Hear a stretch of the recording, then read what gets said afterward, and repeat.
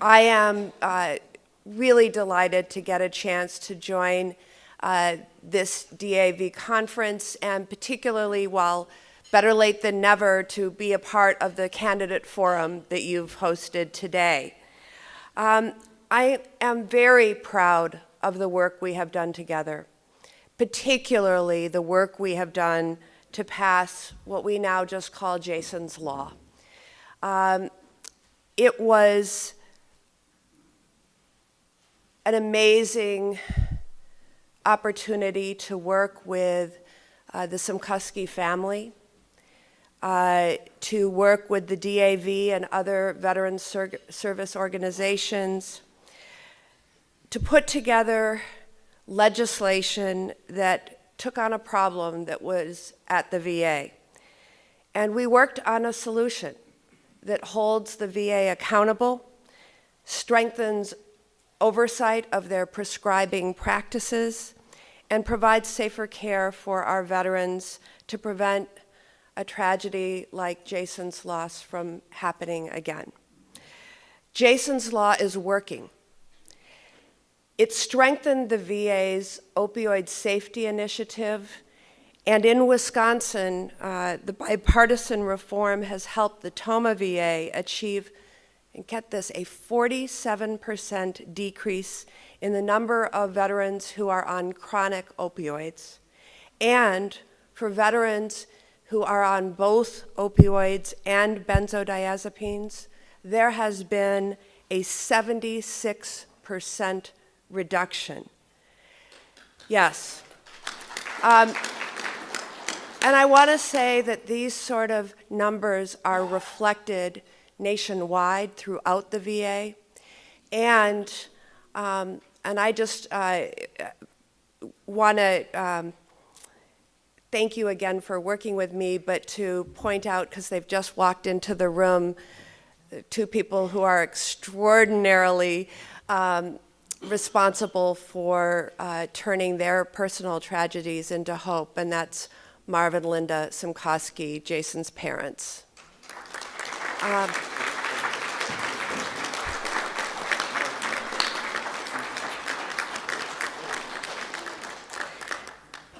I also just want to add a little bit more on this topic, but I know I'm supposed to be giving a brief opening statement, is that the point is not to ignore the real pain that veterans may experience, either visible or invisible, but to provide as many alternatives as possible to make sure that veterans can get safe care to deal with these real issues. I also want to thank you for the work that we did together to pass a number of key measures from my Air Carrier Access Amendments Act. I know that's a mouthful, but we just passed the FAA, the Federal Aviation Reauthorization Act of 2018. And these provisions protect the rights of disabled airplane passengers and close service gaps that veterans with disabilities frequently encounter with air travel. And as you heard, I'm a member of the Senate Appropriations Committee, and particularly its VA subcommittee, and I've consistently fought for stronger investments in veterans programs to expand the Veterans Caregiver Program. And I also want to recognize what you just mentioned in the introduction, how incredibly honored I was to be awarded the Outstanding Senate Legislator of the Year award from the DAV. I am deeply appreciative and grateful. So I look forward to our conversation today about how we continue to strengthen and expand care and opportunities for veterans in Wisconsin. And thank you again for all you do and your service to this country. What will you do to guarantee the VA will receive these funds to ensure veterans receive the medical care they need in a timely manner? Thank you. Well, I would start by saying that we have to continue to work to get rid of what are arbitrary budget caps that were imposed by a process that unfolded a few years back called sequestration. And as long as those are imposed, we have these discussions, and there's uncertainty and anxiety, I'm sure. So I believe we have to lift them. I really have to say that I find some irony, then that's Wisconsin nice way of saying it, some irony in the fact that nobody asked how we were going to pay for a tax giveaway to corporate, multinational corporations and the top 1%. But then we say, well, we can't cover our commitment on veterans' health until we figure out a way to pay for it. That to me is beyond irony. It's wrong. And Congress needs to be willing, and not only willing, I need to say if we send service members off to fight in wars, that we stand by our commitment to make sure that they get the highest quality care that they have earned and you have earned. What do you say to those that believe the VA Mission Act will lead to privatization of the VA healthcare system? So let me just start by saying that I strongly oppose privatization for a number of reasons and wouldn't have supported the VA Mission Act had I believed that that was a real threat. As you noted in the question, or the preface to the question, the VA has long relied on health care in the community to supplement care provided in the VA. But let me just say why I oppose privatization. Number one, because there's an expertise in the VA that you would not find replicated outside the VA, related to conditions that veterans commonly and uniquely face. And I would hate to ever lose that expertise. You also have a whole workforce, oftentimes veterans themselves, who are so committed to the mission of serving their fellow service members, or if they're not veterans themselves, they're just dedicated to that mission. But the third and perhaps most important reason I oppose privatization is because you do. And I listen to you for advice and counsel as well as collaboration on how to do right by veterans in healthcare. And so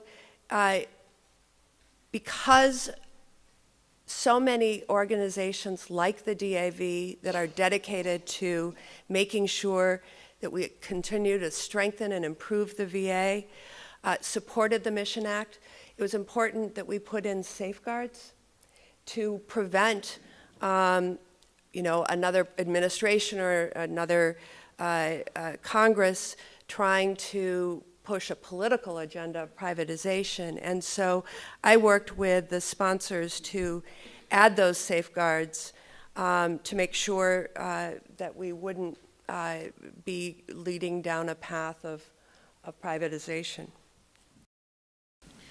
Will you work to pass legislation to ensure family caregivers of all severely ill and injured veterans are eligible for a VA comprehensive caregiver support program? The quick answer is yes.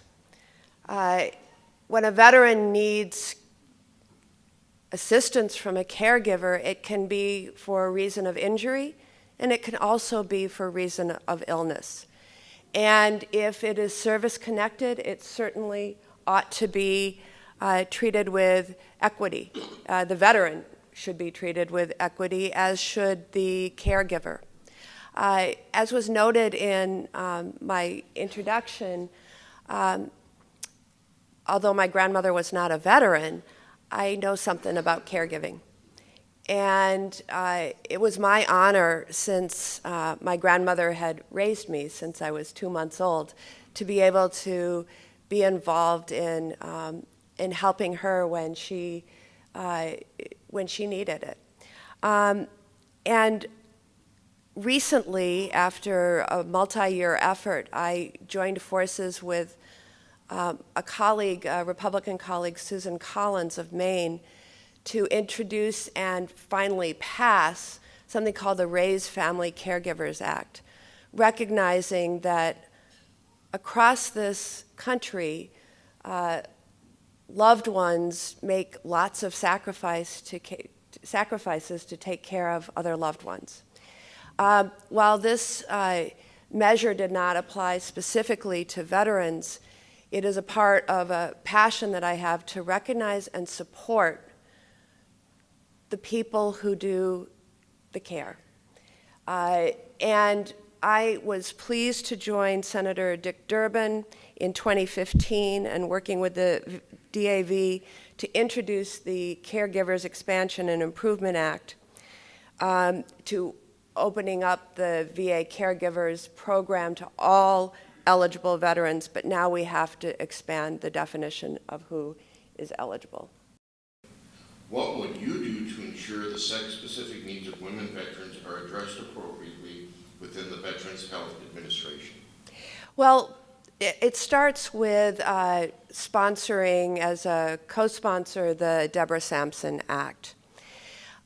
This is an act that has been introduced that would that would make sure that every VA health facility has a primary care provider that specializes in women's health.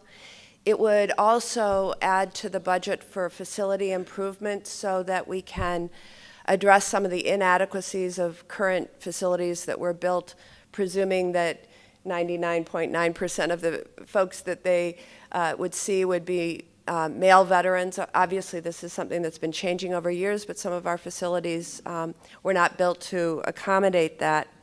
And then provisions for child care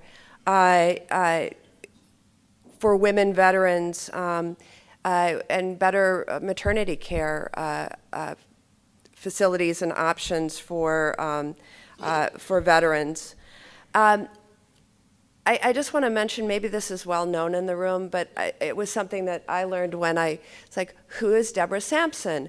Should we be, did we name this bill after a woman veteran who got, had trouble accessing care? No, indeed, Deborah Sampson is a woman who disguised herself as a man to join the Continental Army during the American Revolution, and she is honored in the naming of this particular act.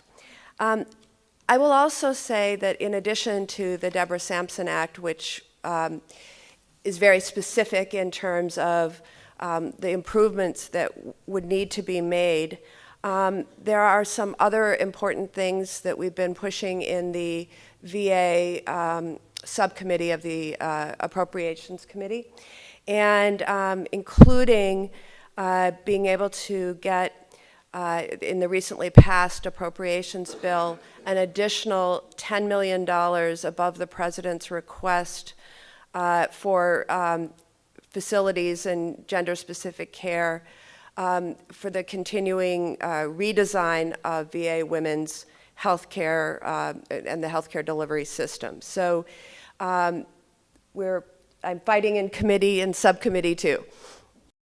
Do you support calling for a new oversight hearing to discuss these issues? And can we have your commitment to help resolve these issues moving forward? Absolutely, yes. I was surprised to learn that, like, really, we haven't had anything focusing on that since 2015. It was quite shocking to me. Now, I know I was referencing the Deborah Sampson Act. The Senate's VA committee often will hold a hearing on 4 or 5 pieces of legislation, have 4 or 5 witnesses, and so they have held a hearing on that measure that I was just describing, but that's not a hearing, an oversight hearing, that's a legislative hearing. We need to hear from both female veterans who have stories to tell and things that will inform our policy, but also those charged with overseeing these programs. Because I sit, as I mentioned before, on the VA subcommittee or VA, Appropriations Subcommittee on Veterans Affairs, I am going to ask my chairman and my ranking member of that subcommittee to have a hearing focusing on that. And that way I'll be able to participate directly rather than having it on the other committee. But I think that that's something that we should be able to push forward. Where do you stand on the issue of scaling back veterans' benefits to reduce government spending? And do we as disabled veterans have your assurance that you will stand with us to oppose any such proposals in the future? You certainly have my commitment. I don't believe that we should be attempting to balance the budget on the backs of veterans by clawing back on and not honoring promises that have been made. And so I will fight those efforts. And I would just again say that it's troubling to me that too many of my colleagues in the Congress didn't ask the question how we're going to pay for it when tax breaks were provided to billionaires and massive corporations, but instead are saying, how are we going to pay for it when we're talking about earned programs, and particularly the example you give it's a perfect example. Do you believe that our nation has a responsibility for investigating and compensating veterans for any negative health impacted by burn pit exposure? Yes, I do, and I reflect on the sort of history of these issues and challenges. It took years after Vietnam for the government and the VA to recognize the link between some of the conditions and illnesses that veterans were coming down with and use of Agent Orange. It's not the only instance in which there's been too long of a time that passed before veterans were either believed or that links were recognized by the VA. I remember well, when I first was elected to the House of Representatives, I had two, among my staff, two of them were Gulf War veterans. And I remember one describing his cough and his, undiagnosed problems. And he had been in Kuwait, and he had been not only by burn pits, but I believe, the oil wells that were on fire. And it was so long before there was a recognition of a Gulf War syndrome and a unique set of symptoms and illnesses that came out of those unique exposures. So specifically on the effects of burn pits, I have taken the lead in the Senate and just helped to get a $5 million VA Center of Excellence set up to study the health effects of exposure to whatever comes out of burn pits. What is your position on VA conducting research on cannabis, cannabis-delivered products, and their delivery system? Well, I am very supportive of that sort of research. For too long, because of particular federal policies, we've had no ability for the VA or other agencies to be able to do this sort of research, or even to be able to conduct research to any significant extent with federal funds, like the National Institutes of Health, et cetera. That's problem number one, and we face these issues when we're in the Appropriations Committee because there's often sort of a bar on this sort of research that we're trying to overturn. But I wanted to add one other issue, which I find very disturbing, and that is that not Wisconsin, but other states now have, as you said in the question, approved medical marijuana for medical use and adult use.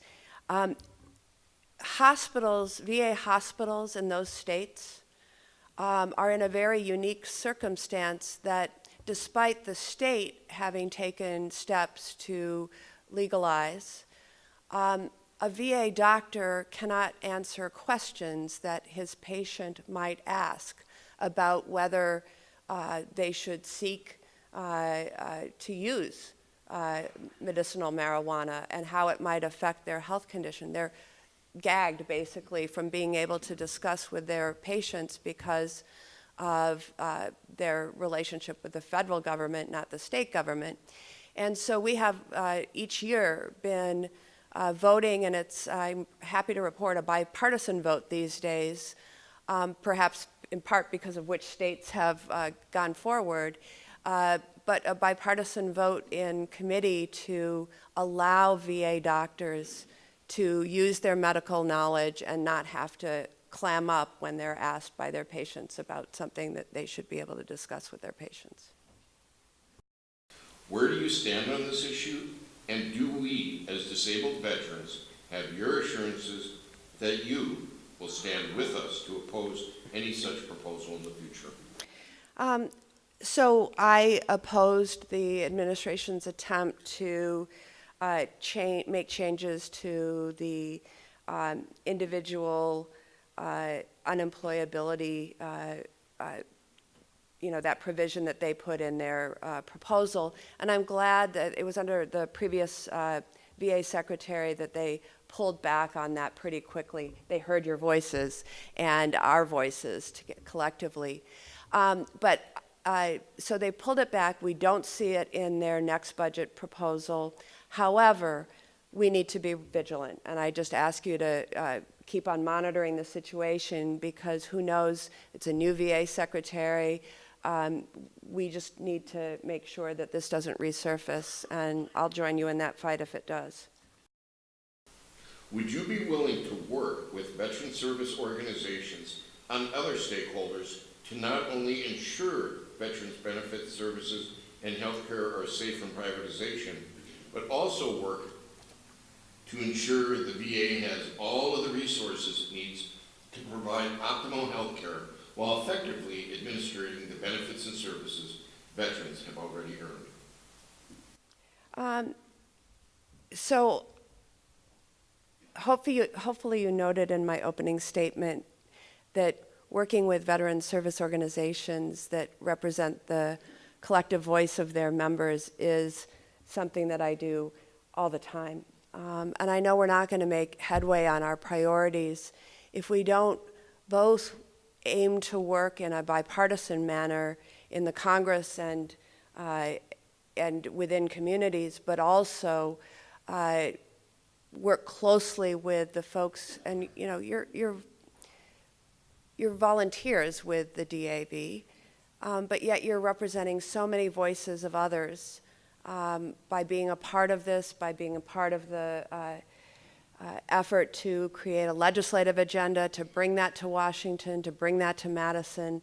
And so I am absolutely willing to work with VSOs and other stakeholders on all of the issues you mentioned, but I think that there's going to be some key ones that we're either making some progress on or we want to make sure that we don't take steps backwards, and that's where I'm going to really call on you to be shoulder to shoulder with us as we make those, take on those battles.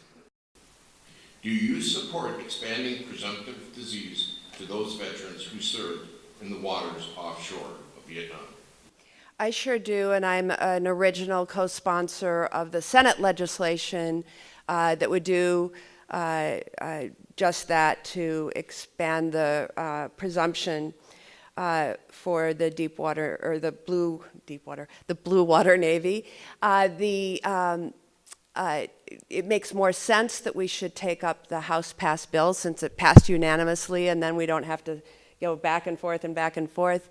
And so I'm hopeful that we will do that shortly. And I just have to say, given, when you think about it, there's urgency to this. People who have been exposed to Agent Orange, who have developed illnesses, can't wait for a decade for Congress to dither around with this. This is something that has to be done, and has to be done with dispatch. The other thing I would add, and again, something that I look forward to working with you on, is the presumption extended to more people who were involved in nuclear testing or cleanup. I met recently with a group of veterans, small group, who just stopped by my office. They had worked on the Onak atoll. I'm trying to get the pronunciation, some of you who may know much better than I do. And almost to a one, they had cancer history. And the idea that there's no presumption there is just, wrong. Just wrong. And so I hope that we can work together on both of those through to success. Ma'am, if you want to go into closing statements then? Well, I will be very brief, because I simply want to thank you for this opportunity. I especially want to thank you for being flexible, since I was supposed to be here at 8 a.m. And things were a little messy in Washington yesterday. We voted late into the evening. I missed my flight. So I really appreciate your accommodating me. But I want to recognize not only your role in supporting veterans, but your advocacy role and your role in informing policymakers like myself, keeping me informed, and when we're working on something together, just sticking side by side until we get the job done. Your work really makes a difference, and I'm just appreciative of it. I know there's some caregivers here too, not only spouses of veterans, but also people in that caregiving role. What you do matters also incredibly. So I know this is a candidate forum, and I always think it's important to ask. That one shouldn't forget, people like to be asked. So I ask for your vote, or collectively each of your vote. And I'm not going to say on November 6th, because there's opportunities to start early. And so I really appreciate your attention, and I ask for your support. Thank you. Thank you.